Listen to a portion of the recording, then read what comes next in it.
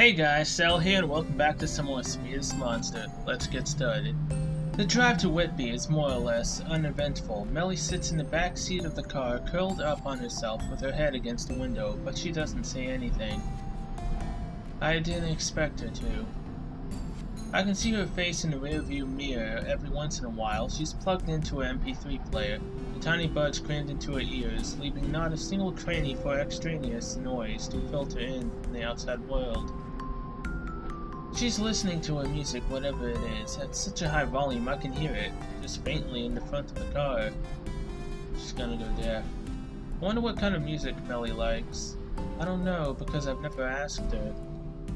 There's so much about my own daughter I don't know.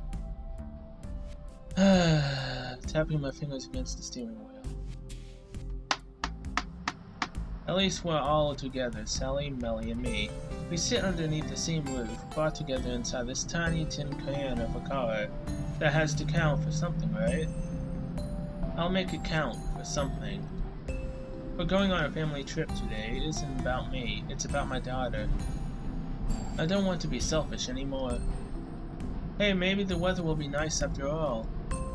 I try to engage Sally in light conversation, peering out through the front window at the road. Everything looks slightly discolored through the glass. It makes the motorway look even grayer than usual. It's kind of depressing.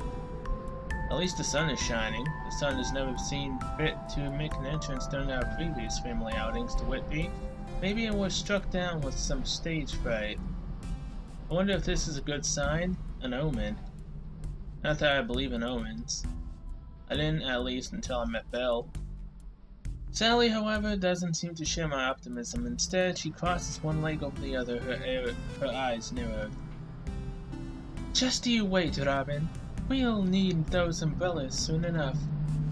Right, we'll see about that. I'll bet you 10 euros, Sally Pally. Okay, you're on. Let's see who's right. And smiling smugly to herself, Sally leans back into her seat and stares out the window. Alright, let's see, is it gonna rain or is it not? It rained. By the way, Robin. Yes? You owe me 10 euros. Alright, don't sound so pleased with yourself. Did you want it to start raining? I didn't, but I had a feeling it might. It's rained every other time we came here. I didn't see a reason for it to change now. So you were going to buy past experience, were you? Yes, that and the fact that it clearly said it was going to rain on the news this morning. I take a step backwards as though wounded, my eyes comically wide. You mean you were cheating this whole time? I wouldn't call it cheating, it's more like using whatever resources you have at the hand to ensure your victory. You can use however many pretty words you want, Sally Pally, but it sounds like cheating to me. They'd throw you out of Vegas on the spot for sure. Sally only smiles, nudging me in the side with her elbow. It's a good thing we aren't in Vegas then, isn't it? Oh, you're evil. Practically the devil incarnate. And isn't that why you married me? Maybe it was. I have always been something of a masochist, I'll admit. Any child who willingly dedicates hours upon hours to playing VRLAs in their grandfather's dusty old study must have some masochistic tendencies tucked away somewhere. It's just not possible to focus on such a grueling task without a touch of masochism, particularly when music is not that rewarding. Not instantly, at least. You have to work on it, kind of like marriage. One at the wedding band on my finger is another strike against me. The devil incarnate. We're married to her. The three of us, Sally, Melly, and I, are trampling dutifully around the ruined Whitby Abbey, located high up on its hill. As Sally predicted, the rain still hasn't let up. It isn't particularly strong rain, more like a light, ever-present mist, but it's enough to make me shiver all the same. Thank goodness Sally had the foresight to pack those umbrellas, otherwise we'd look like a family of drowned rats. Given the rain, Whitby Abbey is devoid of tourists. I suppose most people don't fancy wandering around a bunch of old ruins, even if they are very, very old ruins, when there's a chance they might get wet. I don't really mind. It makes everything seem more private. This abbey has a long history. Apparently it's where Bram Stoker came to draw his inspiration for Dracula. I wonder. I turned examining the stone walls and vaulted aches that seemed to grow out of the muddy ground. Without a roof, the abbey doesn't look like a real building. I could just as well be in the ruins of Atlantis. It's wet enough. Granted, on this hill, pelted by the rain, will I also have an encounter with a pale-skinned, blood-sucking monster? Yes, fell. A few days ago, I would have shaken my head at this foolish fantasy and snorted at my own self-indulgence. Now, however, it doesn't seem too far beyond the realms of possibility. I've already met Belle, and she's about as vampy as they come, minus the sharpened scissors, of course. The wind is beginning to pick up. It whips up the umbrella held in my hand, threatening to blow it inside out. I hate it when that happens. It's so embarrassing, particularly when other people start to stare at you in the street as though it never happened to them. Fortunately, Melly, Sally, and I are the only ones here. Are you sure about that? If I fail to control my wild umbrella, grappling with it as a bullfighter might attempt to avoid the horns of the designated bull. Nobody else will be around to see me fall in the line of duty. I think I might have mixed my similes up there a little there. Well, I'm not a translator like Sally, I'm just a music teacher. Speaking of Melly, I'm not sure where she is. I think she went off on her own to explore the ruins. I didn't get a chance to talk to her, but I swear she was smiling. That, at least, was a comfort. Hey, Robin.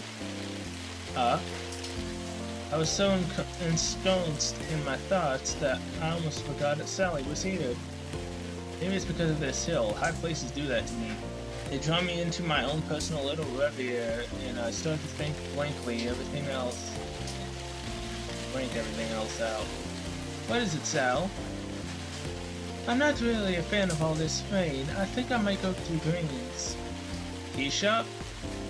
Of course, I mean the tea shop. What else would I mean? It's a fair point. 3 of us have been coming here on family trips for years and years now. I know Green's almost as well as I know the back of my own hand, and when I say it, that cliche means something. Most of the people don't spend all that much time examining their hands, but most people aren't pianists like me. If you play the piano, you get into the habit of paying more attention to your hands than other people. They're kind of an important component of your craft. I haven't played the piano much lately though, not properly. In any case, Green's is a humble little cafe only a short walk away from the Abbey, at the base of the sloping hill and by the river. The interior decor is mainly comprised of wood, and it has that comforting, homey smell that seems strangely absent from chains like Starbucks and Costa. Though I like Green's, I find myself frowning regardless. I thought this was meant to be a family trip. It is a family trip, but more than that, wasn't it supposed to be a Robin and Melly bonding exercise? I open my mouth and close it again. I can't argue with that, Sally's right. Unfortunately, it seems the two of you haven't done all that much talking.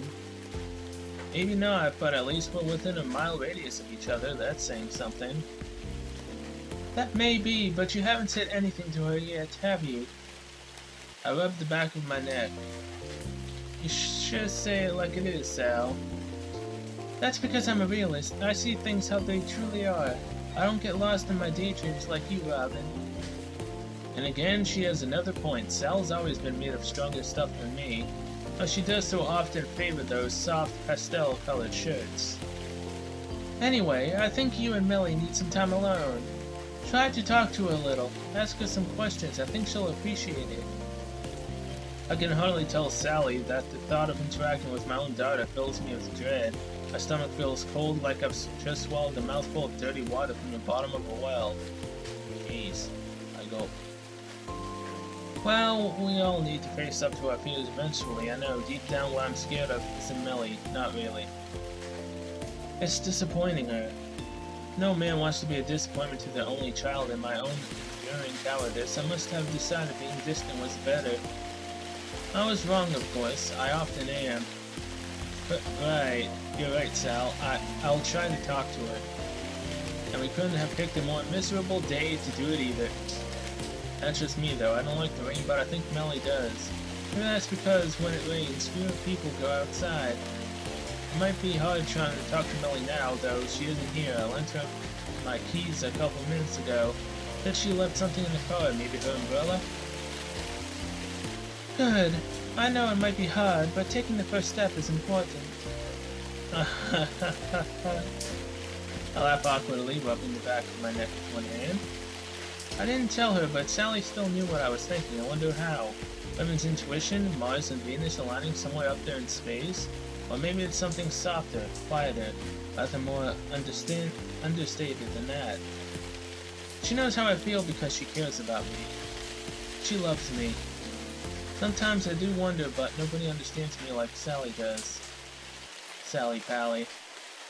Now. Sally holds her hand out, the palm facing heavenwards. About that 10 euros you owe me. I laugh at her audacity, I can't help myself. You're so ruthless, forget about being a translator, you should be a lawyer. No thank you, I'd feel too guilty extorting other people. But you have no qualms about extorting your husband. That's different. You vowed that you would always love me, come hell or high water. Doesn't stop most of the celebrities you read about in those gossip magazines. Doesn't stop most of the kids' parents at school either. It certainly didn't stop Arabella. Yes, well, you just tried to divorce me, Robin. Hell hath no fury, you know. I know. With a small smile, I take my wallet out of my pocket and hand the money over to Sally.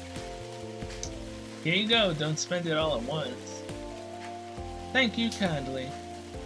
Sally takes the money out of my hand and slips the slightly crumpled 10-euro note into my back pocket. Her back pocket, I mind. I watched, framed by the ruins of Whitby Abbey, as Sally walks down the hill. Her blonde bun, pinned to the top of her head, bounces with every single step she takes. Even after all these years, she's still the same old Sally I married, my Sally Pally. I shake my head, sighing. Guilt creeps up on me, an almost palpable thing with cold, cold hands that makes me shiver. What on earth am I doing to Sally? To Melly? This needs to stop. I need to stop it all now. What started out as an innocent distraction has gone too far, and I'm starting to get scared. I must be scared, otherwise I wouldn't be shaking like this. Cheating. So she's finally gone. Thank God, I thought she was never going to leave. I feel those familiar hands, no longer a figment of my imagination, but unquestionably, unabashedly real, loop around my back. The touch sends shards of ice shooting through my blood, chilling it more effectively than cold water ever could. Bell. I don't turn around, I stand there staring at the roofs of the houses spread beneath me like a blanket. Is it just my imagination, or has the wind started to pick up again? It feels even colder than I did before. So you came back? Of course I did. I said that I would, didn't I? I'm always with you, wherever you go. That's odd. I thought cats didn't like the rain. I don't. That's why I'm not going to stay here long. It's making my hair frizz. I would hate for royalty like you to ruin your hair over a peasant like me. Perhaps you should take your leave. Are you telling me to go, Robin? I might be. It might be easier that way. Sure, it might be easier, but I'm not going to do what you want just because it'll make things easier. That's a terrible way to talk to a woman, Robin. Particularly a woman who's in love with you. Now, look here. I break free from Belle's icy cold grasp and inhale the cold rain splattered air greedily. Alright, thumbnail. Alright. There's something about Belle's presence, even when I can't see her face. That's so overwhelming, it's hard for me to think straight. Being embraced by her white, skinny arms feels like sinking slowly into the bottom of a dark, black sea. It's suffocating. Spine-chilling, I might say, if there was a Hammer House of Horror production, which it isn't. Thank heaven for small mercies. Oh. Dude, go talk to your daughter, quick. Belle stands there looking much the same as ever. She's forgone her school uniform today. I suppose that makes sense, given it's a Saturday. Instead, wears a dark coat. The coat looks familiar for some reason, but I can't quite place it. So does the umbrella she's holding, shielding her hair from the rain. Is this Millie's outfit? The umbrella is pretty cute now that I look at it a little more closely. It's black, blazing with a pattern of repeating white triangles. Is it a fashion after piano? I bought Millie an umbrella like that a long time ago, when I first started teaching her how to play. I don't think she ever used it though. I don't know if I blame her. It was presumptuous in me, just like her name. I think you're the one who needs to look here, Robin. Belle's eyes are just as green as ever, so bright they pierce through the gloom. In the darkness, they almost seem to glow. This can't work anymore, Robin. You know it can't. What do you mean? You can't play at being a good husband and a father whilst being my beloved at the same time. But beloved? Do you really need to question that? I already told you that I love you. You did, but I don't know. Maybe you were just playing around. Playing around? Belle raises one eyebrow, gone are her mischievous smiles, her lighthearted laughter. I kind of miss it. I don't like this new Belle, serious and intense. Those huge eyes that refuse to blink no matter how long I stare into them. That's so sad. Even though I explained my feelings to you, you still don't understand. You don't understand at all. I've always been rather dense. Sally was the one who asked me out first. She was chasing after me for weeks and I didn't realize.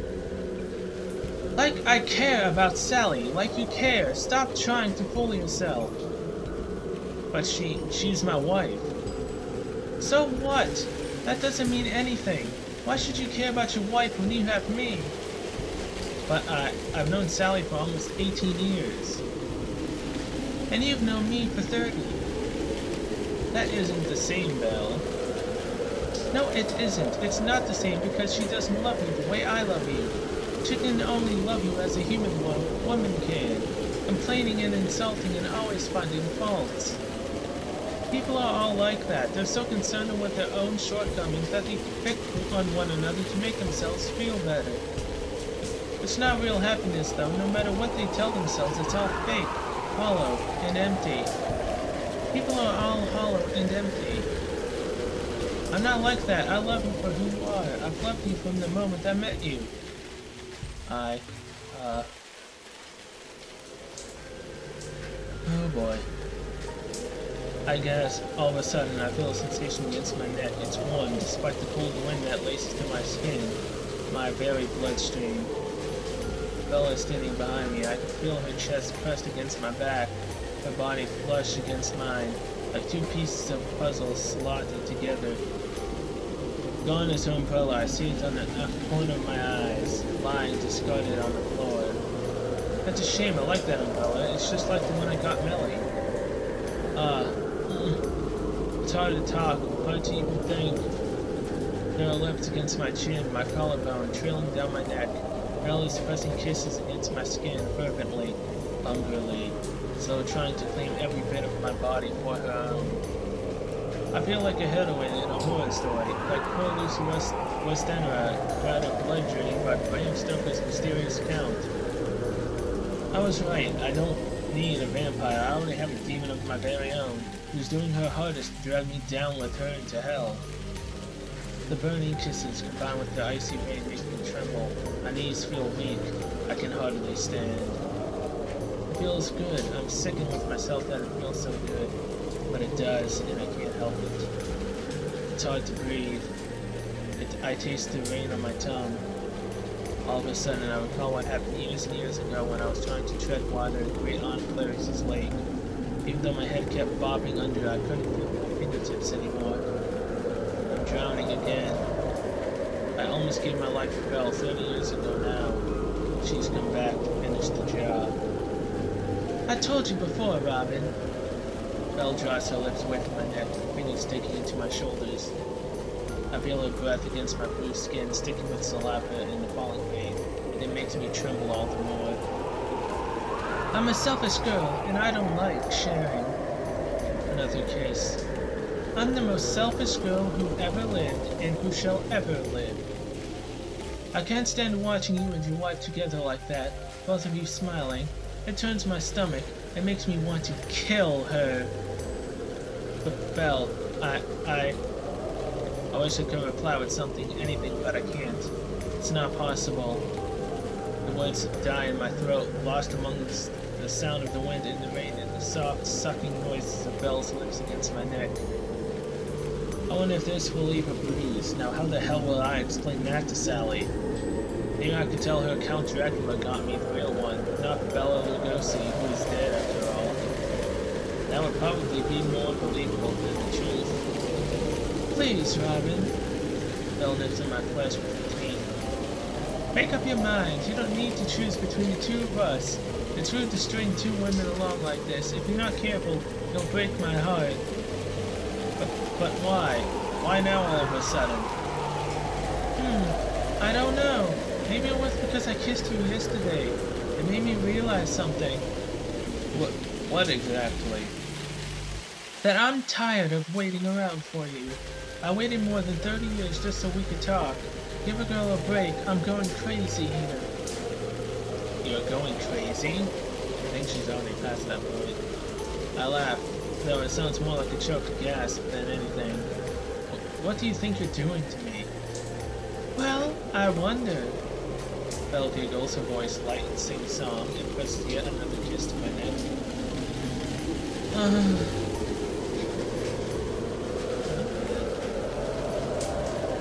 I turn, and shaking my body is far too heavy. It's hard for me to move. It doesn't do what I want it to do. I swear it isn't my fault. She was the one who came on to me. Yeah, right, like the excuse ever holds up in court. There's a good reason for it, too. That's because most people don't know about spirits or demons or whatever Belle actually is. I'd look like a deluded freak if I tried to explain this in any rational way. There's no rational explaining to give. My breathing is ragged, my chest rises and falls, but no matter how hard I inhale, I can't get enough oxygen to my brain. My skin is still prickling. So please, make up your mind soon, Robin, but remember... Belle tilts her head to one side and smiles, her black hair catching in the breeze. Hell hath no fury. My heart constricts in my chest. All of a sudden, I feel like I'm going to vomit. What on earth have I done? You let one demonic cat girl into your life, and suddenly everything starts to fall apart. Well, bye-bye, Robin. I'll see you soon. And with that farewell, which sounds rather more ominous than her lilting tone, we give one to suggest Belle turns on her heels and walks away. Oh boy. I watched as she departs, staring for some reason at that umbrella clenched firmly in her hand. How strange. Did she do something to Melly? Once more, I can't sleep. Maybe it's because of my encounter with Belle earlier. Maybe it's because she kissed me. I managed to hide my ravaged neck from Sally throughout the day, but the proof of Belle's merciless assault was made more than apparent when I examined my neck in the confines of the bathroom. Belle wasn't joking when she said she was possessive. If her kisses had been any harder, she would have gouged chunks out of my flesh. I wouldn't have bruises to worry about, but gaping holes. The kisses, combined with my own circular, cycling thoughts, make it impossible to sleep. I can't stop thinking about her. Oh boy. Oh, we're going through the memories now. So many memories. So little time. We home? Hell hath no fury, she told me. A small smile on her face. Sally said much the same thing. I think Sally meant it in playful jest, but I can't be too sure about Belle. Knowing her, she could have been serious. Belle did say some cultures refer to her kind as demons. Maybe she really is. Well, she was right about one thing. This has gone on for long enough. I need to find out what she wants, not just for my sake, but for Melly and Sally too. I love them too much to let this continue. Oh man. That's why I found myself walking to the bridge where Belle and I first met. Alright, you guys, that's gonna do it for this episode of Sweetest Monster. I'll see you guys in the next one. See you then.